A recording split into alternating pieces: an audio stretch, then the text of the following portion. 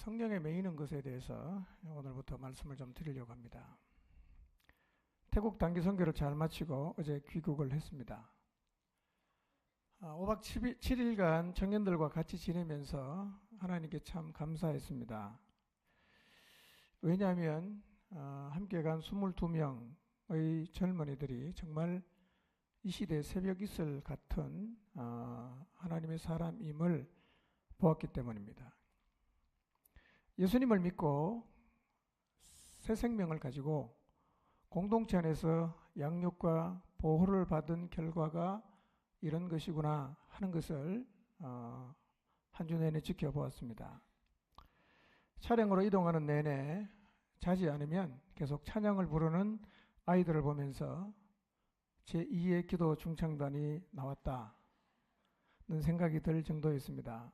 그리고 더불어 즐겁게 지내는 아이들을 보면서 평생 주님을 섬길 공동체의 지체로서 아름다운 관계성을 맺을 수 있는 정말 좋은 시간이 되었겠다는 생각이 들었습니다. 그래서 가능하면 매해 청소년부를 졸업하는 우리 새내기와 청년들이 함께 일주일간 단기 선교를 가서 더불어 지내면 참 그것도 좋은 시간이 될 수 있겠다는 생각을 하게 되었습니다. 그리고 정말 우리 시대의 아이 같지 않게 때가 묻지 않고 하나님 앞에 순수함을 간직하고 있는 아이들이 공동체 안에서 자라고 있는 모습을 보면서 이 아이들이 다음 세대를 충분히 책임질 수가 있겠다는 그런 믿음이 제 안에 생겼습니다. 그래서 이들을 지켜보는 내내 마음에 하나님을 향한 감사와 흐뭇함이 있었습니다. 하나님께서 은혜를 주셔서 모두 건강하고 안전하게 사역과 태국의 문화를 행복하게 잘 체험을 했습니다. 이번에는 4군데 사역을 했는데 마지막 날 방콕 기차역 주차장에서 했던 이 노숙자 사역은 특별히 좀 기억에 남습니다. 낮에 내린 비로 바닥 군데군데 물이 고여 있는데 그 바닥에서 반 이상이 눈물을 흘리면서 전해준 이 복음 드라마는 누구보다도 우리들이 더 많이 은혜를 체험한 시간이었습니다. 우리가 은혜를 체험했다면 하나님께서 틀림없이 우리들을 복음의 통로로 사용하셨을 것입니다. 내년에 또 와달라는 요청을 받았습니다. 포동심을 앞으로 짊어지고 가야 될 젊은이들에게 정말 좋은 시간이었던 것 같습니다. 기도를 함께 해주신 모든 분들, 또 비용을 부담하면서 보내주신 모든 부모들 감사를 드리고 저녁에 선교 보고를 하도록 하겠습니다. 지금 우리는 2월과 3월 2달 동안 가족을 구원하는 달로 정하고 지난 3주 동안 어떻게 하면 가족을 구원할 수 있을지에 대한 주제로 말씀을 들었습니다. 그래서 우리가 정말 가족을 구원하려고 한다면 무엇을 노력을 해야 되고 어떤 부분에 집중을 해야 하는지를 살폈습니다. 오늘도 계속 그 주제에 대해서 말씀을 드릴 것이지만 먼저 지난 3주 동안 말씀드린 주제를 잠깐 복습하는 시간을 가지려고 합니다. 왜냐하면 가족 구원의 역사를 이루기 위해서는 이 주제들은 꼭 기억할 필요가 있기 때문입니다. 지난 3주 동안의 설교 내용을 혹시 기억하십니까? 제가 너무 무리한 요구를 했는 것 같습니다. 근데 운을 띄우면 기억이 나실 겁니다. 2월 4일 주일은 예수님께서 과부와 불의한 재판관의 비유를 통해서 기도하면 반드시 응답하시는데 많은 사람이 기도하다가 낭망해서 기도를 멈추는 것을 안타까워하시면서 하나님이 불의한 재판관보다 훨씬 나은 분이라는 사실을 잊지 말라고 하셨습니다. 그런데 그럼에도 불구하고 인자가 올 때에 낭망치 않고 끝까지 기도하는 믿음을 가진 사람을 볼 수가 있겠느냐라고 주님께서 탄식하셨습니다. 여러분, 가족 구원을 위해서 기도를 했는데 벌써 낭망해서 기도를 멈추고 있지는 않는지 한번 우리의 모습을 돌아보았으면 합니다. 가족 구원을 이루지 못하는 가장 큰 문제는 어쩌면 우리에게 하나님을 향한 믿음이 없기 때문일 수가 있습니다. 주님이 요구하시는 믿음은 수준이 매우 높습니다. 그 수준은 그냥 복음의 내용에 동의하는 정도가 아니라 정말 믿는 믿음을 주님은 우리에게 요구하십니다. 그래서 주님은 제자들에게 믿음이 적다고 책망을 많이 하셨어요. 근데 그 와중에서 믿음이 좋다고 훌륭하다고 칭찬한 사람도 있었습니다. 책망을 받은 사람 중에 한 사람이 도마입니다.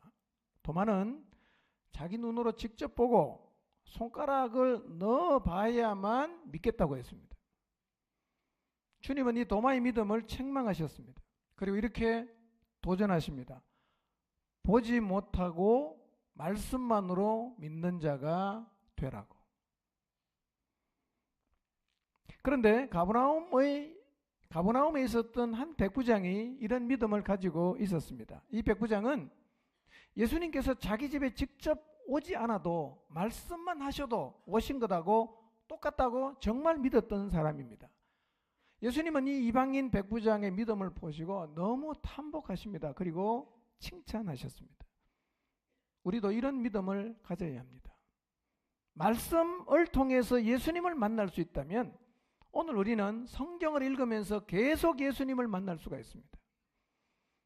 예수님께서 낭망치 말라고 하신 말씀을 그대로 믿으십시오. 그리고 항상 기도하십시오. 그러면 반드시 가족 구원의 열매를 보게 될 것입니다.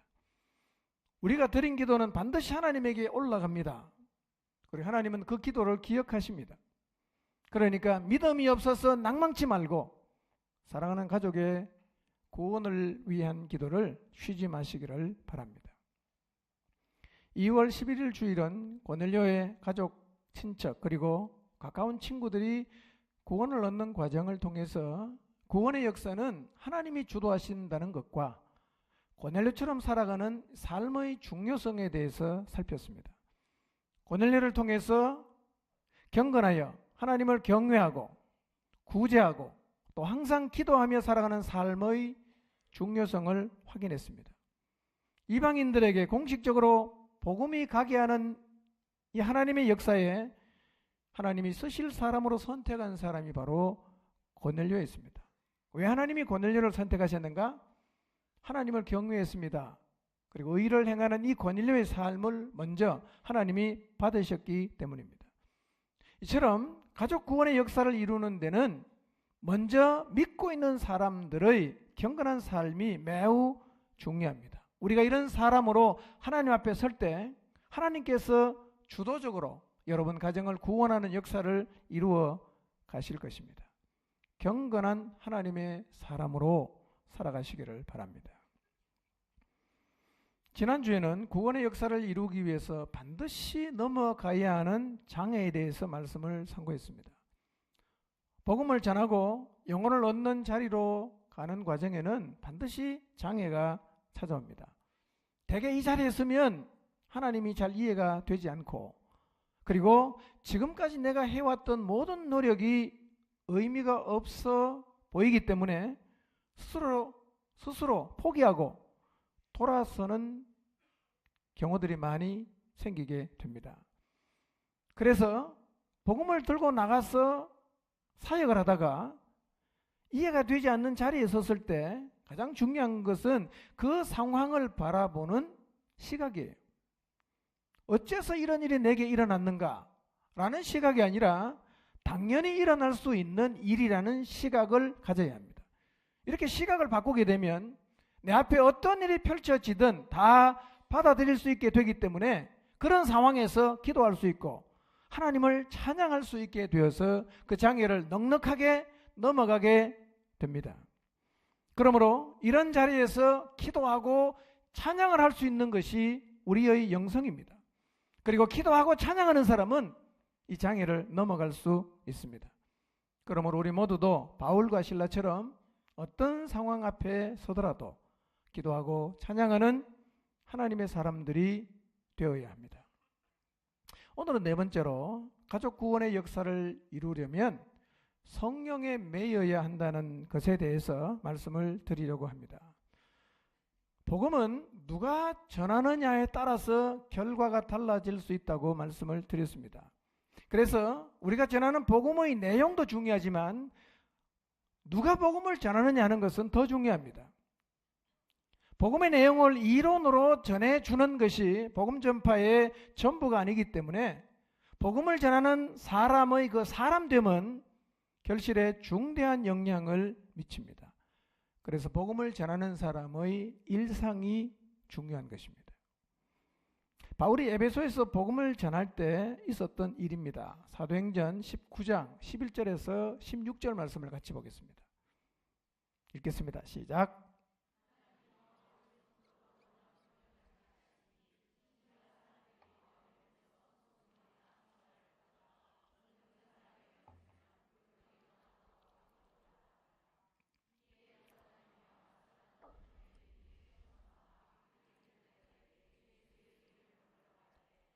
내가 바울이 전파하는 예수를 의지하여 너희에게 명하노라 하더라. 유대의 한 제사장 스게와의 7 아들도 이 일을 행하더니 악기가 대답하여 이르되 내가 예수도 알고 바울도 알거니와 너희는 누구냐 하며 악귀 들린 사람이 그에게 뛰어올라 눌러 이기니 그들이 상하여 벗은 몸으로 그 집에서 도망하는지라 그랬어요. 하나님이 바울의 손으로 놀라운 능력을 행하게 하셨습니다. 심지어는 손수건이나 앞치마를 가져다가 병든 사람에게 얹어만 놔도 병이 낫고 악귀가 나갔습니다. 이것을 지켜본 마수라는 유대인들도 나도 한번 해보자. 그렇게 해서 예수님의 이름을 부르고 바울이 전파하는 예수를 의지해서 내가 너희에게 명하노라 라고 선포를 했습니다. 그리고 유대의 한 제사장 스게와라는 사람의 7 아들도 그렇게 했어요. 그런데 그들이 전하는 예수님의 이름을 들은 악귀가 이렇게 반응합니다. 내가 예수도 알고 바울도 아는데 너희는 누구냐? 그러면서 빙자해서 예수님을 전하는 사람에게 달려들어서 제압을 했습니다. 그래서 이 사람들이 상처를 입고 벗은 몸으로 도망을 쳤다고 성경에서 기록하고 있습니다. 똑같이 예수님의 이름을 불렀어요. 똑같이 예수님의 이름을 의지해서 명한다고 했습니다. 그런데 결과는 완전히 달랐습니다. 이처럼 복음으로 사람을 구원한다는 말은 복음의 내용을 잘 알고 전하는 것 훨씬 더 이상입니다. 그래서 오늘은 복음을 전하는 내가 누구인가? 복음을 전하는 나는 지금 어떤 사람인가? 라는 질문을 가지고 말씀 앞에 섰으면 합니다. 내가 어떤 사람이냐에 따라서 결과는 분명히 다를 것이기 때문입니다. 그래서 여러분이 정말 복음을 전해서 가족을 구원하는 일에 결실을 보려고 한다면 내가 하나님 앞에서 어떤 사람이 되어야 하는지를 복음을 전파함으로 많은 영혼을 구원하고 교회를 세웠던 바울을 통해서 살펴보도록 하겠습니다. 지금 바울은 오순절 전에 예루살렘으로 가려고 에베소를 지나쳐 가기로 지금 작정을 하고 있습니다. 그래서 바울이 밀레도에 도착해서 거기서 한 50km 정도 떨어진 에베소로 사람을 보내어서 장로들을 초청했습니다. 그리고 그들 앞에서 바울이 고별 설교를 합니다. 이것이 바로 오늘 우리가 읽었던 본문이에요. 3년 동안 사역했던 에베소의 장로들을 다 불러놓고 그들 앞에서 마지막으로 고별 설교한 내용이 오늘 본문입니다. 자, 22절 23절을 읽으면서 고온히 주무시는 분은 잠을 좀 깨우시기 바랍니다. 벌써 조는 거는 제 책임이 아닙니다. 작정하고 조는 거예요. 오케이. 22절 23절 같이 읽겠습니다. 시작.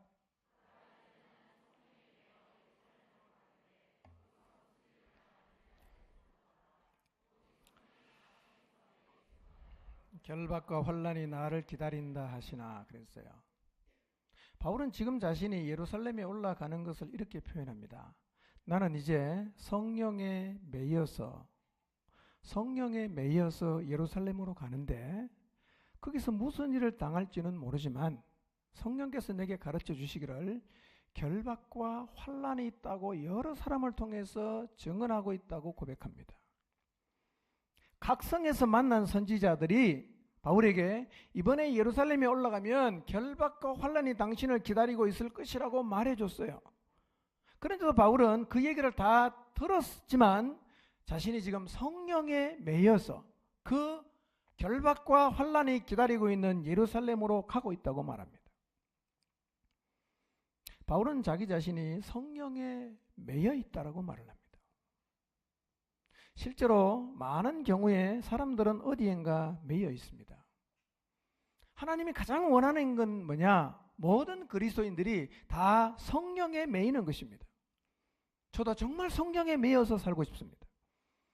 그런데 이런 우리의 열망에도 불구하고 우리가 성령에 매이기보다는 다른 것에 매여서 살아갈 때가 어쩌면 더 많을지 몰라요. 실제로 우리는 예수님을 믿고 나서도 성령이 아닌 다른 것에 매일 때가 있어요.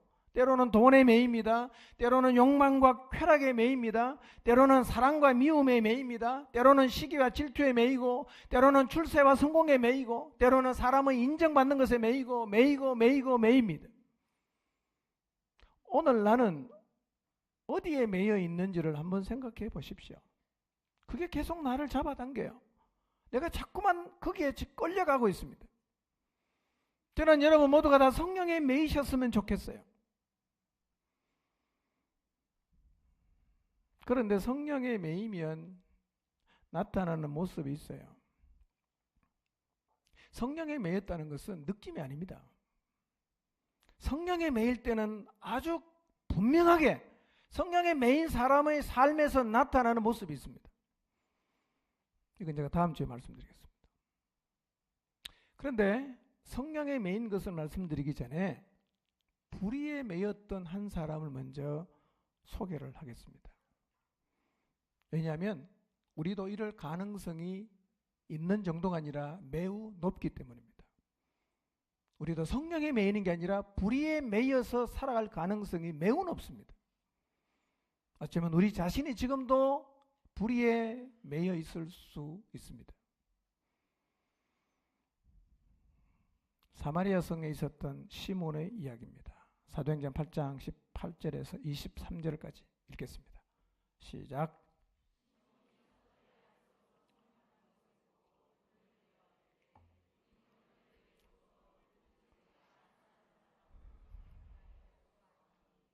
베드로가 이르되 내가 하나님의 선물을 돈 주고 살 줄로 생각하였으니 내 은과 내가 함께 망할지어다. 하나님 앞에서 내 마음이 바르지 못하니 이 도에는 내가 관계도 없고 분깃된 것도 없느니라. 그러므로 너의 이 악함을 회개하고 주께 기도하라. 혹 마음에 품은 것을 사하여 주시리라. 내가 보니 너는 악독이 가득하여 불의에 매인 바 되었도다. 내가 보니 너는 악독이 가득하여 불의에 매인 바가 되었다.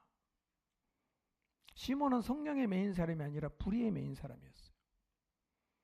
시몬이 어떤 사람이냐 하면 이 사람은 마술사였습니다. 이 사람은 마술을 부려서 사람들을 많이 놀라게 했습니다. 그리고 스스로 자기가 굉장히 대단한 사람인 채 하는 사람이었습니다. 이 사람이 행하는 마술이 얼마나 대단했던지 이 마술을 지켜본 낮은 사람부터 높은 사람까지 모두가 다 이구동성으로 이렇게 말합니다. 이 사람이야말로 하나님의 위대한 능력을 소유한 사람이다 라고 하면서 많은 사람들이 마술사 시몬을 따랐어요. 그런데 빌립이 이 사마리아 성에 와서 복음을 전하고 능력을 행하니까 많은 사마리아 사람들이 그 말을 믿고 침례를 받았습니다. 근데 그때 바로 이때 시몬도 예수님을 믿었어요. 침례도 받았습니다. 그리고 전심으로 빌립을 따라다녔어요.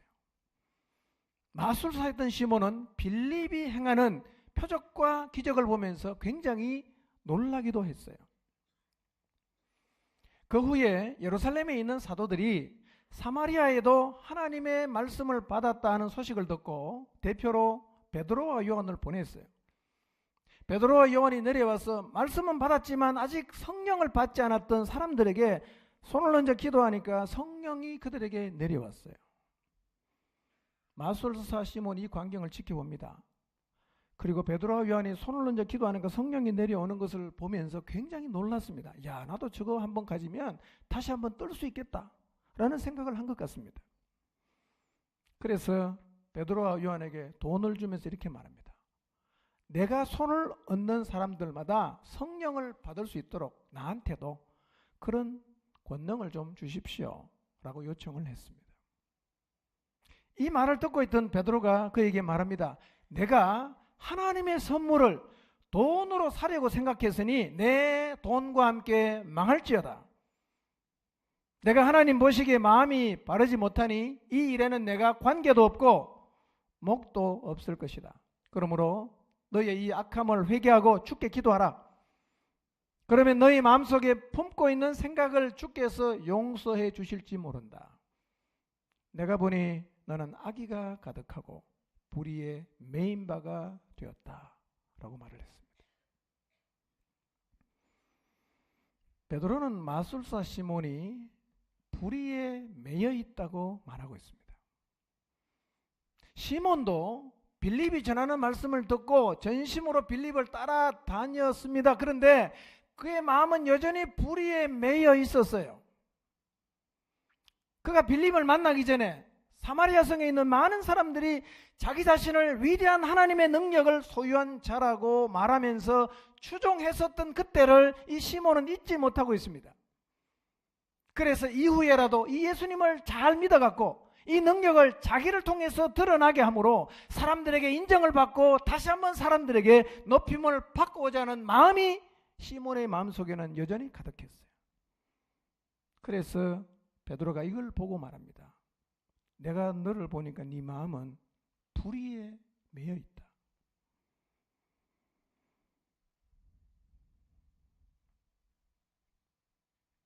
시몬이 매인 불의는 뭡니까? 사람들에게 높임을 받고자 하는 거였어요. 이전에 그랬으니까 예수님 믿고 나서도 한 번 더 하고 싶은 거예요. 믿으면서도 그 마음이 이 시몬의 마음속에서는 사라지질 않습니다. 그래서 예수님을 이용해서 더 큰 사람으로 사람에게 인정을 받고 싶었어요. 그런데 이 불의에 매여 살아가는 이야기는 시몬에게만 해당이 되는 이야기는 아닙니다. 아나니아와 삽비라는 돈과 사람의 인정에 매여 있었습니다. 가룟 유다는 돈에 매여 있었죠. 구약의 이스라엘의 초대왕 사울은 탐욕에 매여 있었습니다. 성경에는 불의에 매인 사람들의 이야기가 가득 차 있습니다. 그런데 불의에 매여 사는 사람들의 이야기는 이 사람들에게만 해당되는 이야기는 아닐 것입니다. 어쩌면 오늘 우리도 그처럼 예수님을 믿고 나서도 예수님을 믿기 전에 매였던 영역에서 여전히 벗어나지 못하고 예수님을 잘 믿어서 그것을 복구하려는 그런 생각에, 불의한 생각에 매여 있을 수가 있습니다. 그래서 신앙생활을 하면서도 기회만 되면 그것을 추구하고 있을 수가 있어요. 오늘 이 말씀 앞에서 혹시나도 이렇게 불의에 매인 부분이 없는지를 돌아보게 되시기를 바랍니다. 신앙생활을 하면서 어린 시절의 상처나 아픔으로 인한 한에 매여서 그것에 벗어나지 못하고 있다면, 그것들에 매여 있다면 나도 불의에 매여 있다고 봐야 됩니다. 돈에 대한 한, 사람들의 인정에 대한 한, 내가 못한 것을 자녀에게 다 누리고 해주고 싶은 한, 가난에 대한 한, 가정이 깨어졌기 때문에 단란한 가정을 만들고 싶은 한, 괄시받은 것에 대한 한에 매여서 신앙생활을 하면서도 복을 많이 받아서 이 한을 풀려고 한다면 나도 지금 시몬처럼 불의에 매여 있는 것입니다. 우리의 내면을 잘 살펴보아야 합니다. 나도 이런 불의에 매여 있지 않는지를. 우리가 이 매임에서 노임을 받지 못하면 신앙생활을 하면서도 늘 시몬처럼 그것을 추구하게 되고 기회만 되면 그게 내 속에서 불쑥불쑥 튀어나오게 됩니다. 그래서 신앙생활이 한풀이가 되는 거예요. 신앙생활을 내 한을 푸는 데 이용하게 되는 것입니다. 그러나 예수님을 믿고 나면 과거에 매였던 것에서 자유해야 합니다. 그런즉 누구든지 그리스도 안에 있으면 새로운 피조물이라. 이전 것은 지나갔으니 보라 새 것이 되었다고 성경이 말씀하고 있지 않습니까? 신앙생활은 한풀이 하는 게 아니에요. 깨진 가정에서 자랐으니까 행복한 가정을 만드는 것이 신앙생활의 목표가 되면 안 된단 말이에요. 그럼 우리도 시몬처럼 됩니다. 하나님 말씀보다도 한 푸는 게 1번에 와 있으면 하나님 말씀에 순종하는 게 어려워집니다. 오늘날 신앙생활을 자기 자신의 한을 푸는 데 이용하는 사람이 너무 많아요. 믿음이 좋은 것 같은데 가만히 보니까 한풀이 하는 거예요. 매여 있는 겁니다. 여기에서 자유하게 되시기를 바랍니다. 여기서 자유해야 진짜 신앙생활 같은 신앙생활을 비로소 할 수 있게 되는 것입니다. 어렵게 살아도 돈에 대한 한이 없어야 되고, 깨진 가정에서 자라도 단란한 가정에 대한 한이 없어야 되고, 내가 부모에게 돌봄을 받지 못해도 내 자식은 절대로 그렇게 안 키우겠다는 한에 맺혀 있지 않아야 제대로 신앙생활 하는 거예요. 자식을 하나님보다 중요하게 생각하는 사람이 우리 시대에 너무 많아요. 왜 그런가 봤더니 자기가 자랄 때 돌봄을 못 받아서 한풀이 하는 겁니다. 그건 바른 신앙생활이 아닙니다, 여러분. 과거로부터 벗어나야 됩니다. 과거로부터 자유해야 됩니다. 그게 진짜 신앙생활이에요. 예수님 믿기 전에 묶인 부분이 무엇이든 이제는 그 부분에서 자유하게 되시기를 바랍니다. 아직도 신앙생활을 과거의 삶을 보상받는 데 이용하려고 한다면 내가 시몬처럼 불의에 매여 있구나 라는 사실을 빨리 인지를 하고 그 자리에서 벗어나야 합니다. 그런데 우리는 이렇게 시몬처럼 아나니아나 삽비라처럼 사울처럼 솔로몬처럼 성경에 있는 수많은 사람들처럼 불의에 매여서 살 수도 있지만 반대로 성령에 매여서 살 수도 있습니다. 이것이 하나님이 진짜 원하시는 거예요. 우리가 성령에 매이게 되면 불의의 매임에서는 자동적으로 자유하게 됩니다.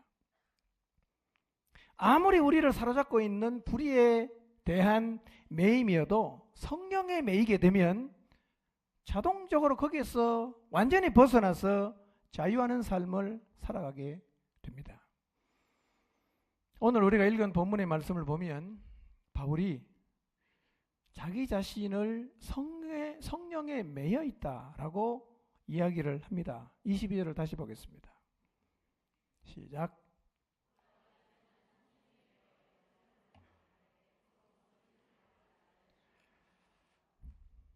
바울은 자신이 성령에 매여 있다고 얘기를 합니다. 그럼 성령에 매이기를 원하십니까? 원하십니까? 성령에 매였다는 게 무슨 의미입니까? 어떻게 하는 게 성령에 매이는 거예요? 이 부분을 오늘 제가 다 말씀드리긴 어려울 것 같습니다. 다음 주에 계속 말씀드리겠습니다. 성령에 매여 산다는 의미를 정확하게 이해를 하려고 하면 매였다는 말이 무슨 의미인지를 먼저 이해를 해야 됩니다. 매였다는 게 뭔지를 알아야 성령에 매였다는 말의 의미를 우리가 정확하게 이해할 수가 있습니다. 문자적으로 이 매였다는 말은 끈이나 밧줄로 묶다 라는 의미를 가지고 있습니다. 그러니까 매였다는 말과 묶였다는 말이 같은 말이에요. 성령에 매였다는 말은 성령에 묶였다는 말이에요. 성령이 묶였다. 그래서 바울이 지금 성령에 매여서 예루살렘으로 간다는 말은 연상을 해보면 이런 거예요. 성령이 바울을 밧줄로 묶어서 끌고 가듯이 지금 예루살렘으로 이끌어가고 있다는 말이에요. 이게 매였다는 말이에요. 성령께서 바울을 묶었어요.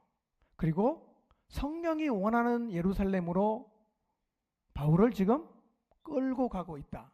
이게 성령에 매여서 예루살렘으로 간다는 말을 다르게 연상시키는 것이에요.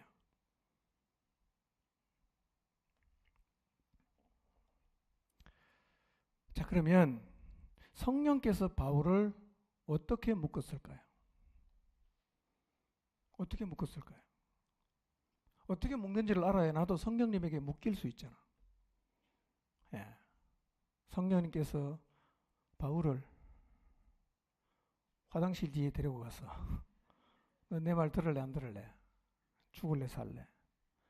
이렇게 공갈 협박하고 완전히 케어시킨 상태에서 포성줄로 묶어서 질질질질 끌고 가는 것은 분명히 아닙니다. 왜냐하면 바울이 지금 성령에 묶여서 가는데 바울은 지금 자발적으로 이 길을 가고 있기 때문이에요. 묶여서 가긴 가는데 두려움 때문에, 그래서 어쩔 수 없이 가기 싫은데 누가 날 좀 구해주세요 라고 속으로 소리를 지르면서 할 수 없이 끌려가고 있는 게 아니라 바울은 지금 자발적으로 그 길을 걸어가고 있다는 거예요. 여러분, 성령님은 오늘날도 우리를 강제로 묶어서 끌고 가시는 분은 절대로 아니에요. 그러니까 여러분이 성령에게 묶이는 걸 원하지 않으면, 성령에 매어 사는 삶을 원하지 않으면 성령님은 절대로 여러분을 매어서 끌고 가지 않습니다. 그러니 성령에 매인다는 말은요, 자발성이 포함되어 있는 거예요. 자발성. 매어 주십시오. 자발성이 포함되어 있는 거예요. 성령이 어떻게 바울을 묶었을까? 우리가 이 질문을 하기 전에 먼저 생각해 보아야 할 게 하나가 있어요. 누가 누구를 매었느냐 하는 거예요. 누가 누구를 맸어요? 성령이 바울을 맸나요? 바울이 성령을 맸나요? 누가 누구를 묶었죠? 바울이 성령을 묶어서 자기가 원하는 대로 성령님을 지금 모시고 가고 있나요? 아니면 성령이 바울을 묶어서 그분의 뜻을 이루는 자리로 바울을 이끌고 있습니까? 어느 거예요? 그렇죠? 우리가 성령을 묶어서 되고 하는 게 아니에요. 우리가 가기 싫다는 성령님을 강제로 묶어서 내가 정말 하고 싶고 갖고 싶은 그 곳으로 그분을 끌고 가는 게 아니란 말이에요. 만약에 그렇게 끌고 가려고 하면 그게 바로 불의의 매인 거예요. 반대입니다. 성령이 나를 묶어서 가는 거예요. 성령이 나를 묶어서 갑니다. 성령에 매였다는 말은 우리가 성령을 묶어서 우리가 원하는 대로 성령을 끌고 간다는 말이 아니라 그 반대입니다. 성령이 나를 묶어서 그분이 뜻하시는 곳으로 나를 이끌어 간다는 의미입니다. 오늘날도 성령님은 똑같이 그렇게 하십니다.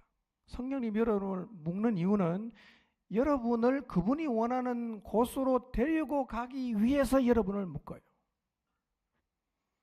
다시 처음 질문으로 돌아가겠습니다. 어떻게 성령에게 묶일 수 있죠, 우리가?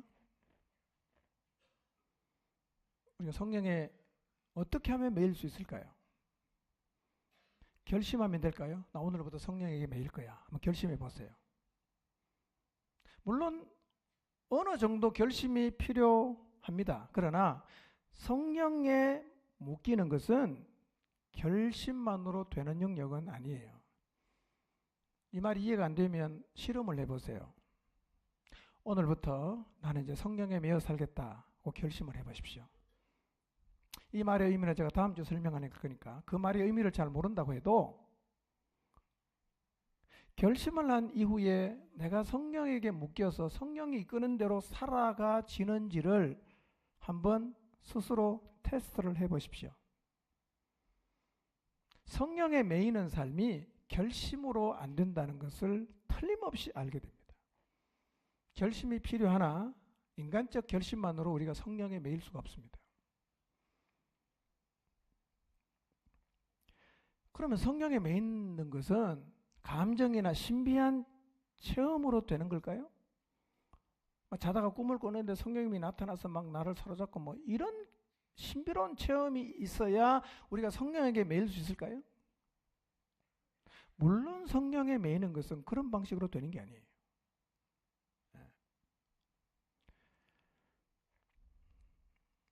우리가 꼭 기억해야 되는 것은요, 성령님은 절대로 우리를 강제로는 묶지 않습니다. 나는 전혀 원하지 않는데 성령님이 나를 강제로 묶어갖고 그분이 원하는 곳으로 나를 데리고 가지는 않습니다. 이런 얘기입니다. 여러분이 성령님에게 묶이려고 하면 자발적으로 그것을 받아들여야 된다는 말입니다. 강제로 하는 게 아니에요. 자발적으로 받아들여야 됩니다.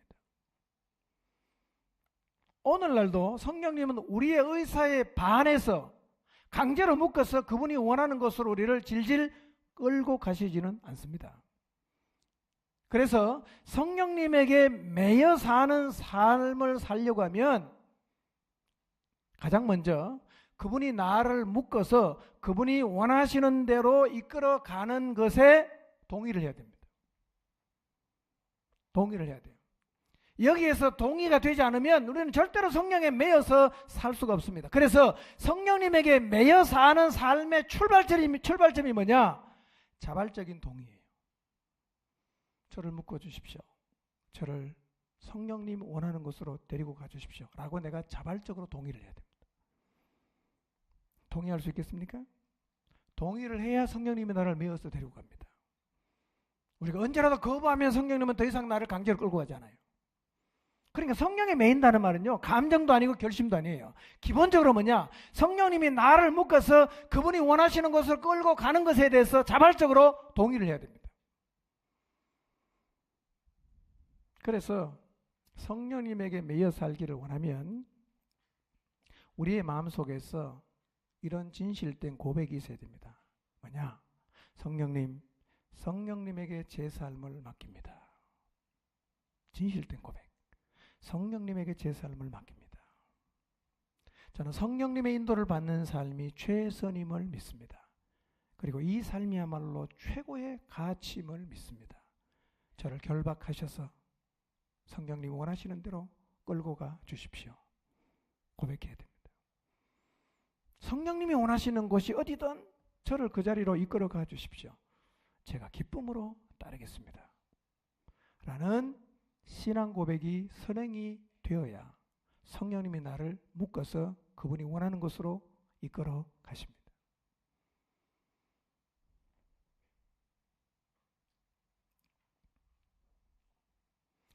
자, 성령님이 나를 어디로 끌고 가는지도 모르는 상태에서 그분이 오셔서 나를 묶는 것을 어떻게 받아들일 수 있습니까? 그분이 오셔서 나를 묶어서 그분이 원하는 데로 데려간단 말이에요.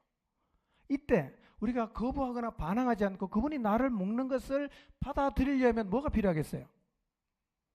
그분을 향한 전적인 신뢰입니다. 믿음. 이분은 절대로 나를 이상한 데로 끌고 가지 않아.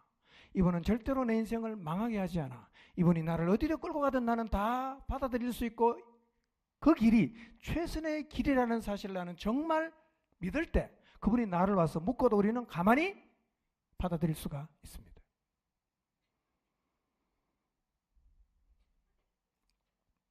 그래서 성령에게 매이려고 하면 제일 먼저 그분을 향한 전적인 신뢰가 있어야 됩니다.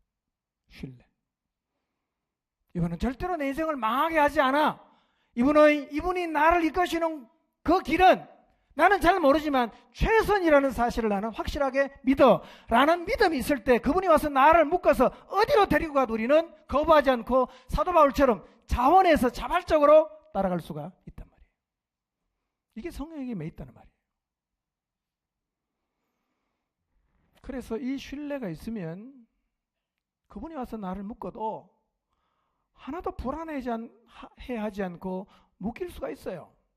이 신뢰가 있으면 그분이 나를 어디로 끌고 갈지 잘 몰라도 자원함으로 나를 묶으라고 가만히 있을 수가 있습니다. 그래서 정말 우리가 성령에 매이는 삶을 살아가려고 하면 그분을 향한 절대적인 믿음이 있어야 됩니다.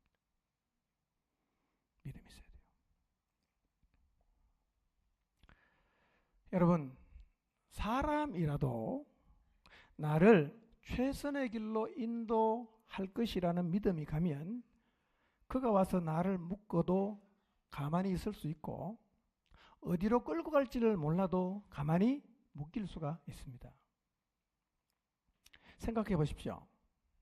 내가 그 사람에게 묶이려고 하면 무엇이 필요하겠어요?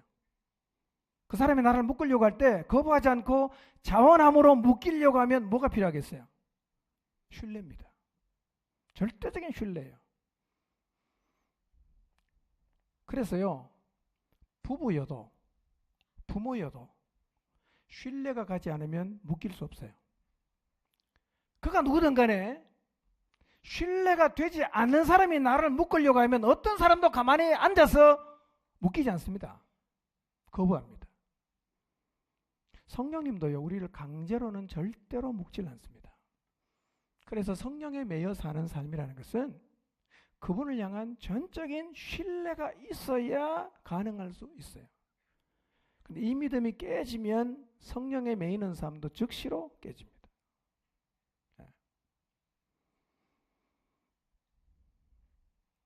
지난주 우리가 살폈던 것처럼 바울과 일행은 로마의 대로를 따라 에베소로 가려고 했어요. 성령이 길을 막았어요. 그래서 위쪽으로 비두니아 쪽으로 가려고 했는데 이번에는 예수의 영이 또 막았어요. 그래서 세 번째로 무시아를 지나서 드로아에서 환상을 보고 마게도냐로 갔어요. 자신의 계획을 포기하고 전에 전혀 계획한 적이 없었던 이 마게도냐로 가는 것은 성령님을 향한 전적인 신뢰가 없으면 받아들이기가 쉽지 않은 결정이에요. 그런데 바울과 일행은 성령님을 전적으로 신뢰했습니다. 자원함으로 성령님에게 묶였기 때문에 그분이 끌고 가면 그곳이 어디든지 상관없습니다. 신뢰하고 무조건적으로 따라갔어요. 그래서 한 번도 생각해보지 않았던 마게도냐로 그들은 그냥 가는 거예요. 다음에 제가 말씀드리겠지만요. 그래서 성령님에게 매일 때 우리의 삶에서 나타나는 현상이 중요한 현상 하나가 있는데 그게 뭐냐? 내 계산이 없어집니다. 내 계산이 없어져요. 성령님에게 매이지 않으면 우리는 우리가 다 계산합니다. 갈지 말지 할지 말지 어디까지 할지 다 내가 결정해요. 근데 성령에 매이면요. 자원함으로 성령님에게 매이면 그때부터 뭐가 없어지냐? 계산이 없어지는 거예요. 여러분 바울이 2차 전도 여행을 떠났을 때 계산이 없었겠어요? 근데 성령님을 전적으로 신뢰하니까요. 계산 안 하는 거예요. 그냥 끌고 가면 그냥 가는 거예요. 우리의 신앙생활에 계산이 많아진다는 얘기는 사실은요. 우리가 성령님 그분을 향한 신뢰가 우리의 마음속에 없다는 얘기입니다. 계산이 없어져요. 이 의미를 잘 묵상해 보시길 바랍니다. 성령님에게 묶여서 신뢰함으로 따라갈 때 우리의 삶에는 계산이 없어집니다. 그냥 순종하게 돼 있어요. 이때 진짜 하나님의 놀라운 역사가 나타나게 되는 거예요. 자, 본문 22절에서 24절을 같이 읽어보겠습니다. 같이 읽어볼까요? 시작.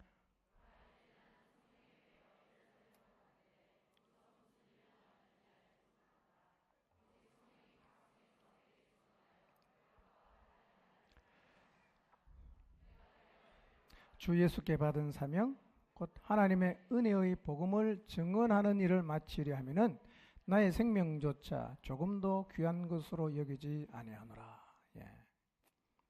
바울은 예루살렘에 가면 어떤 일이 일어날지 대충 알고 있어요. 그러나 성령님을 신뢰했기 때문에 그분의 이끄심을 거부하지 않고 지금 가고 있습니다.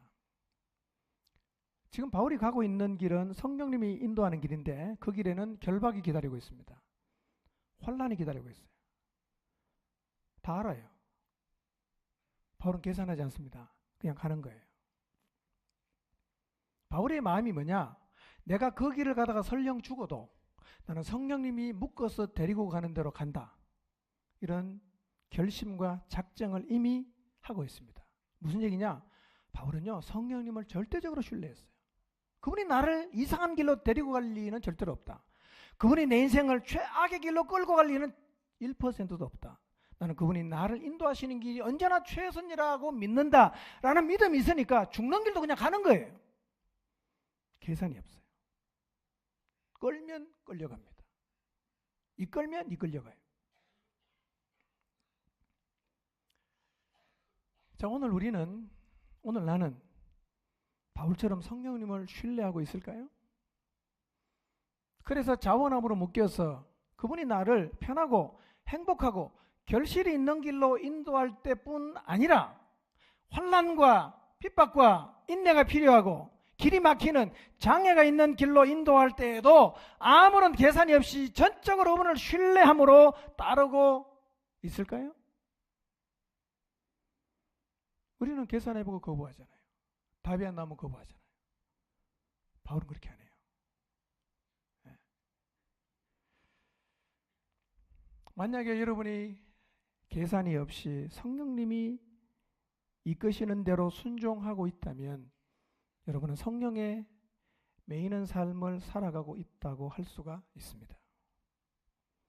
감사하게도 우리 안에도 성령에 매여서 계산 없이 순종하는 지체들이 있는 것 같습니다.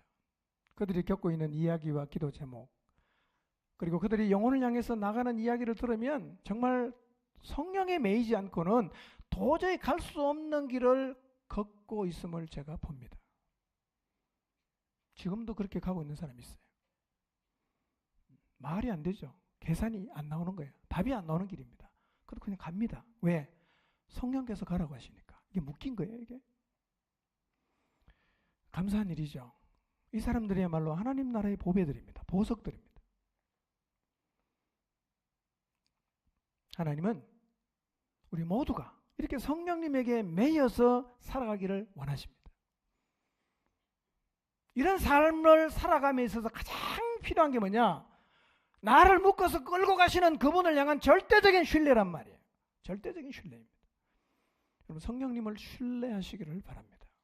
고린도전서 2장 10절을 보겠습니다. 읽겠습니다. 시작.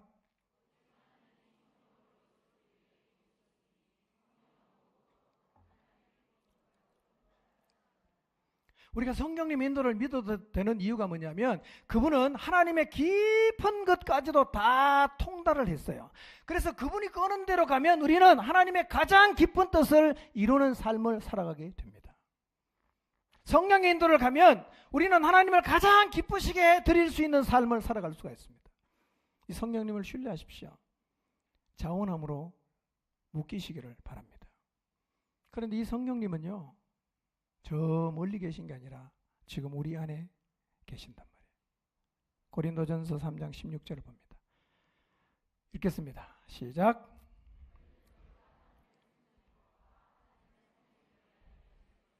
네.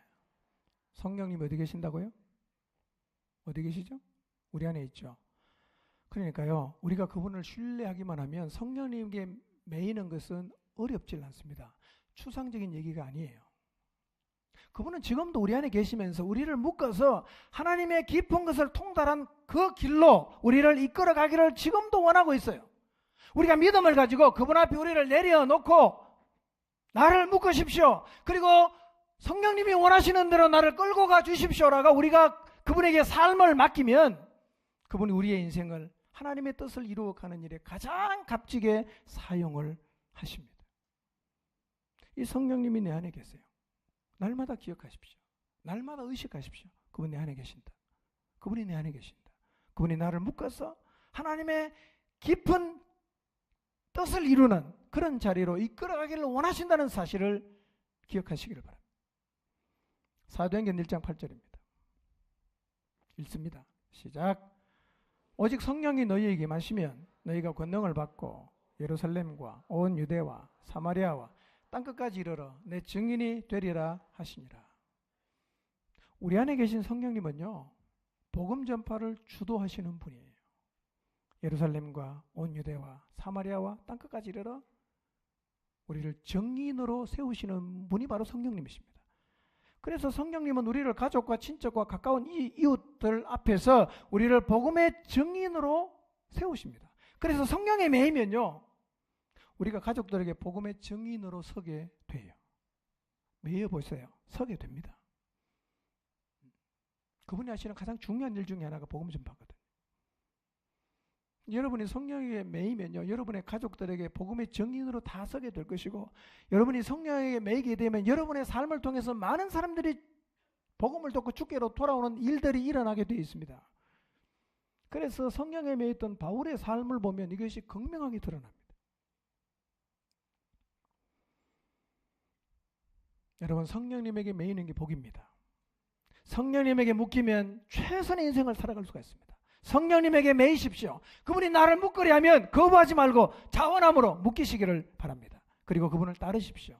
그분은 믿을 만한 분이에요. 한 구절만 더 보겠습니다. 에베소서 3장 16절입니다. 읽습니다. 시작.